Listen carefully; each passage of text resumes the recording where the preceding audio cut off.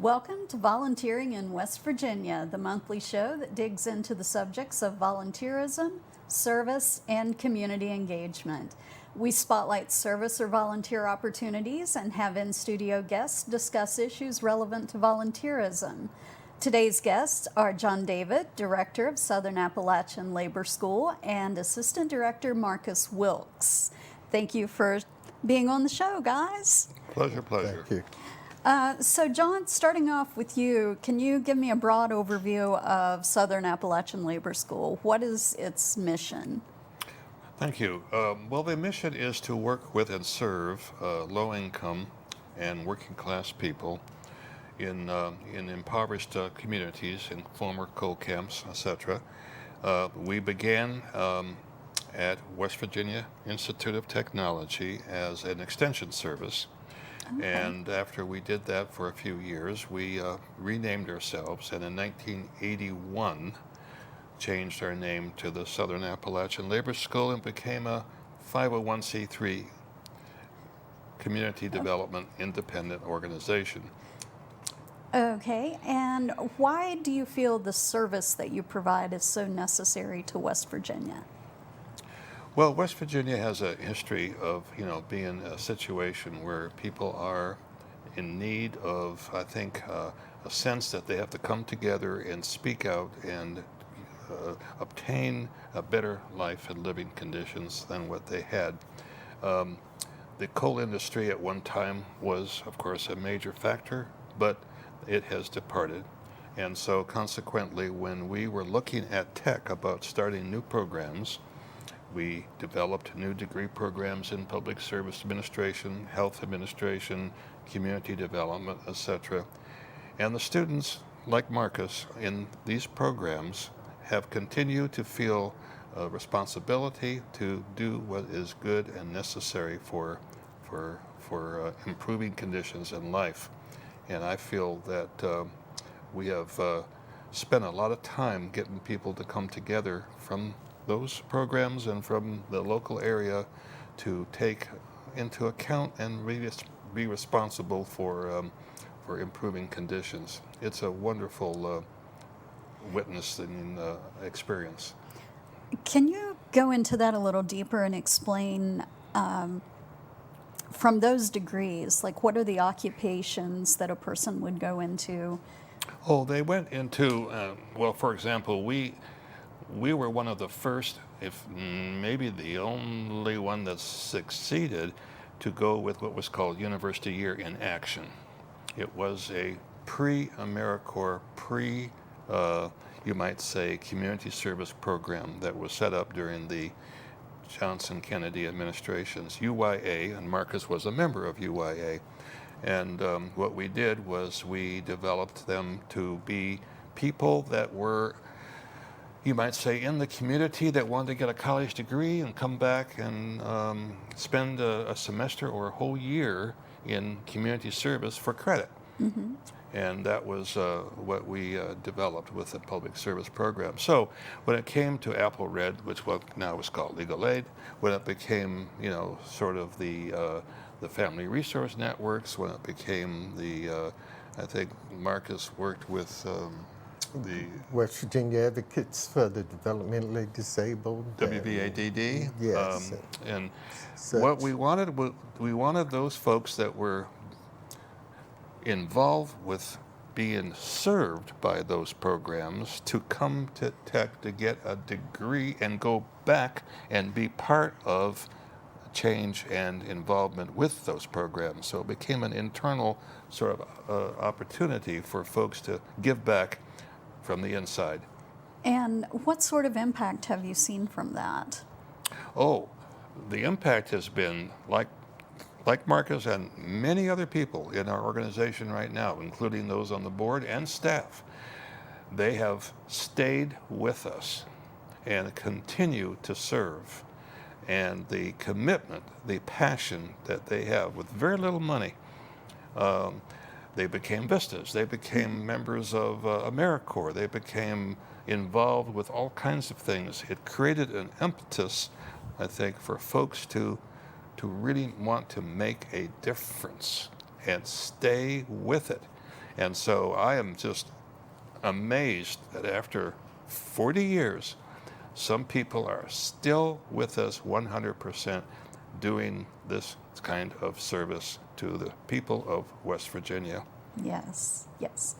And about how many of your people are volunteers? Oh, each year we bring in 700 to 800 volunteers normally.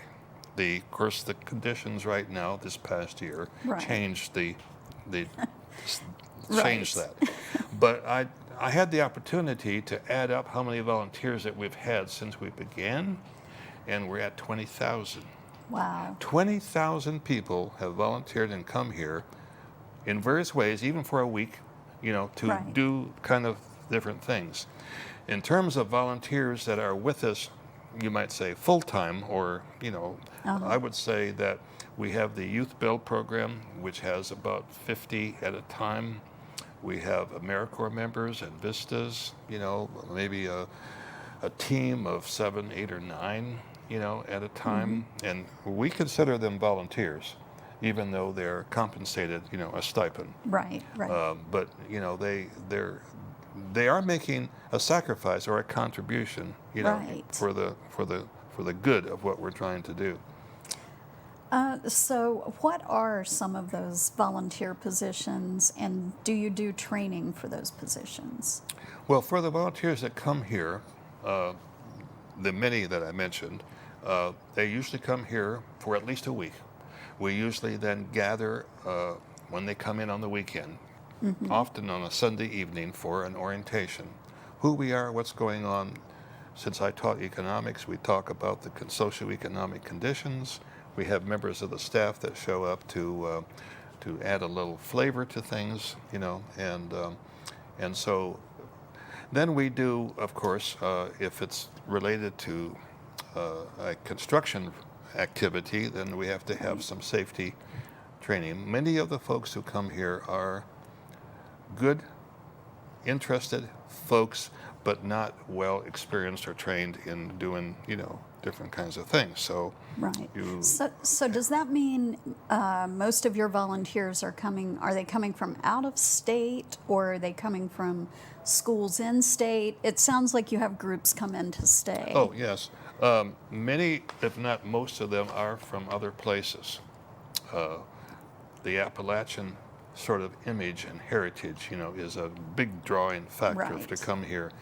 And what we do with orientation, we spend a lot of time talking about who we really are, and why, why West Virginia went with the North and not the South, and what we're basically having Right. to struggle with right here with extraction industries, and why people are scattered the way they are in these coal camps, and Right. the conditions of the coal camps, and what does a Jenny Lynn house really mean, and what is it built to, why does it have to be now made adaptable to current conditions? Right. And why are people sort of so interested in them? At first, a little bit of people look at them with, kind of a bit of a distance, but eventually, the communication is very, very, very strong. That is fascinating. I feel like I could do a whole documentary just on that. Oh, we would love for you to do that. We'll talk.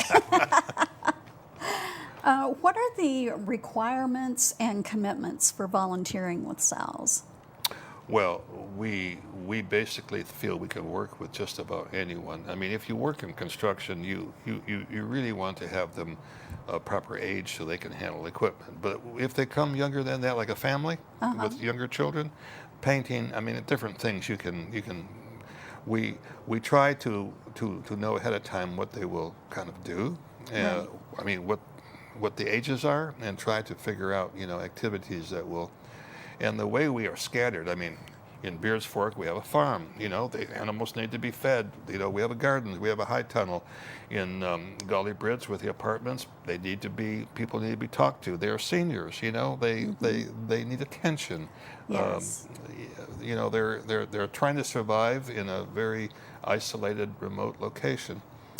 When it comes to construction, we're working with veterans.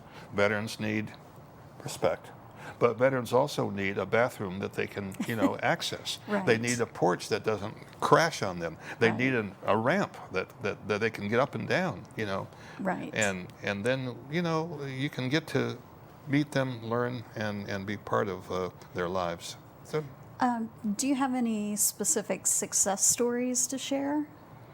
well, Marcus might have a few, but I think the success story that I personally have, having come out of the Peace Corps and all of that background, is having the folks that we brought to Tech to get in our program, the Southern Appalachian Labor School, who have stuck it out and made a commitment for this service and for this work.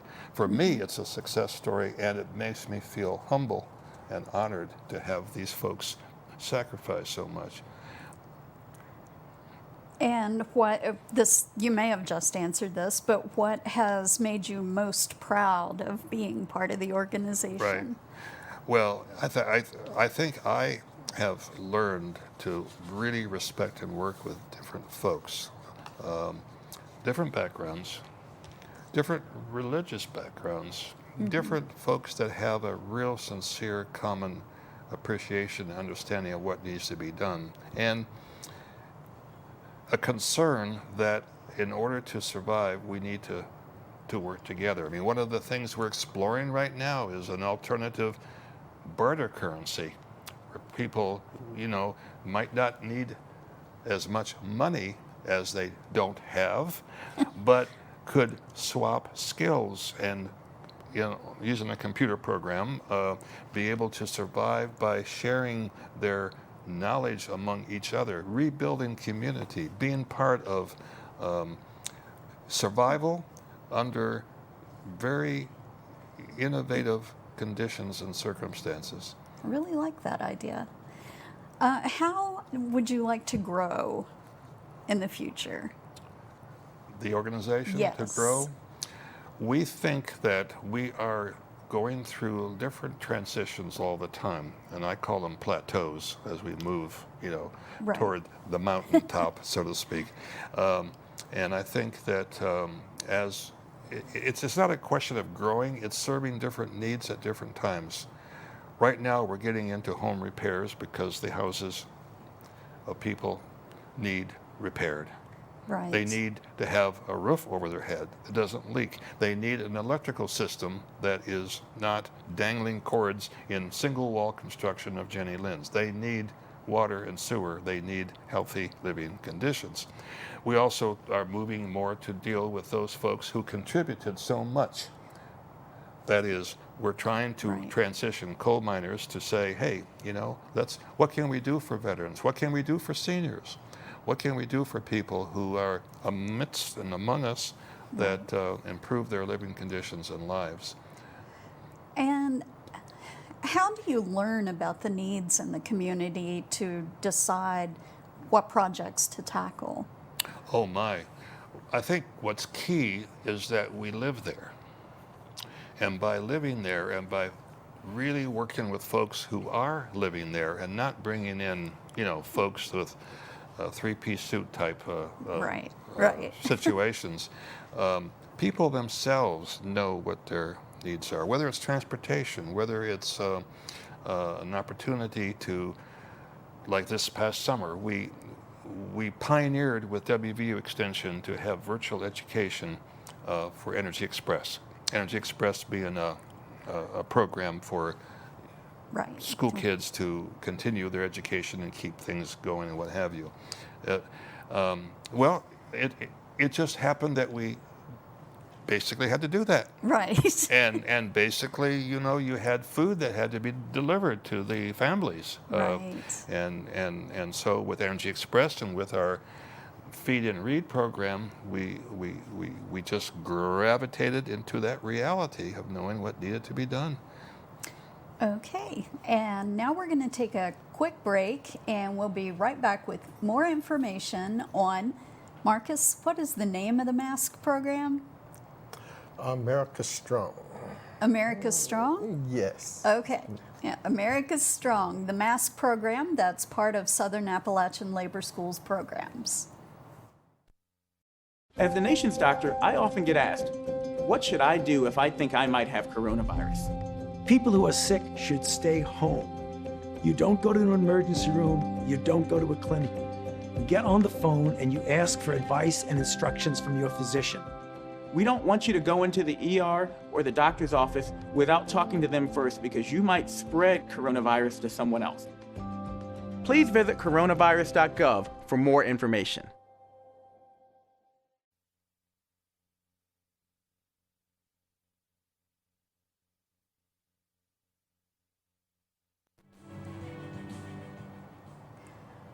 Welcome back to Volunteering in West Virginia. Now we're going to chat with Marcus Wilkes about the mask program. Marcus, I'm told you helped a lot with the distribution of the mask. How did you go about doing that? Well, thank you, Lisa, and thank the producers of this program for allowing SALS to talk about their mask program as well as the volunteers that we use. I merely served as a coordinator with the distribution of these face coverings, which we showed you earlier. The work was done primarily by the volunteers who live there in Fayette County. And I stress that we've touched about every corner of Fayette County through the distribution of these face coverings. As John has mentioned, we've been there for a very long time. And we've met many of the volunteers that live up and down these hollers that we choose to serve. Many of our staff live in these hollers, for instance, like in Bird's Fork and Whipple, Scarborough, and the like. So when this situation occurred, we started to look for masks, and we were fortunate to get 100 or so masks from the United Way, Megan Legursky, who serves basically the Raleigh County area in Beckley. She provided us with 100 masks or so, but certainly that was not nearly enough masks. It provided some protection for our trainees as well as our staff around. So with our need for additional masks, we continued to look for opportunities, and I think John, with his numerous contacts, contacted the West Virginia Rural Health Association, and they in turn coordinated things with the Assistant Secretary of the Office of Preparedness and Response through the U.S. Department of Health and Human Services. So when this truck came in, our trainees were afforded the opportunity to get some masks because many of our trainees live in those hollers. They come from low income and other underserved communities. So they were able to take these masks and take them home and distribute them amongst their friends who live deep in the hollers. I also want to mention Brenda Warwick, who serves as our supervisor of our public housing down in the Golly Bridge area. I trust that you all will keep her in your prayers because she's going through a difficult situation right now. But she was very good about getting those masks distributed all in the Golly Bridge area and Boomer, all up towards Montgomery. So that area was covered quite extensively by Brenda Warwick. We also have Barbara Painter. Now, Barbara Painter essentially knows just about everybody in Fayette County, seems like.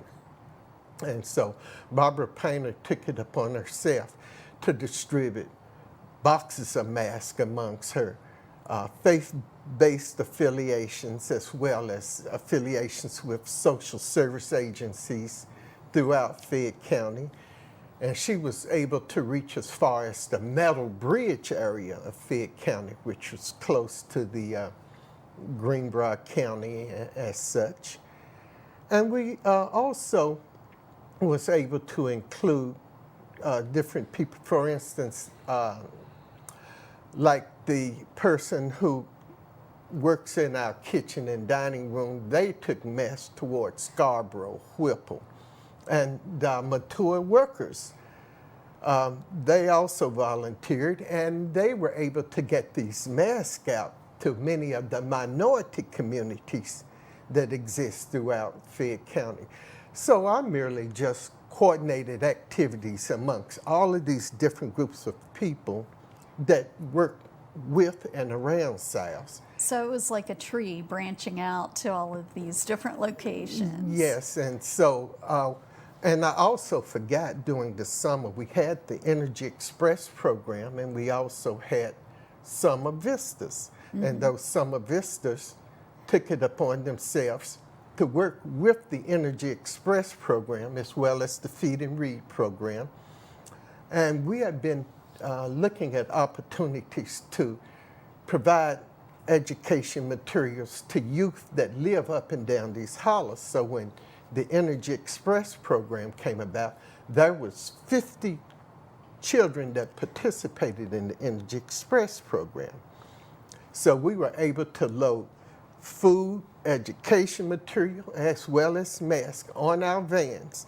And those vans took these resources up and down the hollers throughout Fayette County. Well, let me ask you this, because I know you said 100 masks came from United Way. I have here in my notes that you got 45,000 masks for distribution. Was that, did those come from a grant, or were they donated, or how did you get those? Yes, I'm sorry. I might have ran over that too fast. As I tried to mention, contact was made with the West Virginia Rural Health Association by John David. And working through the West Virginia Rural Health Association, they were able to make contact with the Assistant Secretary of the Office of Preparedness and Response within the U.S. Department of Health and Human Services. So they made it possible for us to receive those 45,000 masks. So when that tractor trailer pulled up with all of those pallets of masks, then our youth build trainees were incorporated to unload those masks, bring those masks in, and we distributed those masks amongst those youth build trainees who are otherwise at-risk youth learning the construction trade. And that leads to another question about how you decided where to take the mask. I mean, I can see that you used a sort of tree branch approach to that. Yes. Did you know who was in need already, or? Well, certainly we wanted to reach those folks that live up the hollers because they have very little access to any kind of resources, food, educational material, anything. So our focus was for people that live in these hollers. And so with that being our emphasis, we began to look at the social assets that exist within those hollers. Many of those hollers, some of the common denominators are, of course, faith-based entities. Many of those hollers have churches or other affiliations where people gather, and it makes a convenient location for distribution. The other thing that was important, and John brought this out, was the post offices. Many of the people that live in these hollers are served by post office. So John got together and he built all of these little boxes, filled them up full of masks, and took them to post offices so that when people came to pick up their mail, they could pick up masks also. Now, have you distributed all of the masks, or will there be more? We haven't distributed all the masks. We have about 10% of those masks left. One thing that we are keenly aware of is that schools will be opening up soon, as well as other businesses. And if by chance there's a reversal in our fortunes, then we will have some masks that we can distribute it in an emergency situation, as well as we will continue to seek more personal protective equipment for distribution, just in case, because I think that some people were saying there might be a second round of this COVID, and if so, we want to be prepared. And how has this project been received by the public? Oh, I think it's been well received. Brenda Warwick, Barbara Painter, they have little notes that they've shared with me, people thanking them personally for providing them with masks. And certainly through the media, the Beckley Registered Herald and so on, they have given us thumbs ups. And I really want to thank the Library Commission and this for allowing us to toot our horn, if we will, because there's a need out there. And we want to get the word out that these resources are available, but you've got to pursue it. And, Right. And, All right, I'm going to have to cut you off because we're running out of time, but Okay. I want to get in one quick question. How can people get in touch with you if they want to help volunteer with your program? The Southern Appalachian Labor School, SALS, has a website, www.sals.info, I-N-F-O, very simple, www.sals.info. And they can call the office we have, 304-250-7627. And that wraps up this episode of Volunteering in West Virginia. Thanks again to John David and Marcus Wilkes for letting us know about Southern Appalachian Labor School and the MASK program and their many volunteer opportunities. Thank you for watching Volunteering in West Virginia, where we believe volunteers are a gift to their community. Are you wondering how to get your volunteer program on the show? Just contact me at lisa.a.tigner@wv.gov with ideas for a topic, or tell me about your volunteer opportunities. And on that note, I'll see you next month.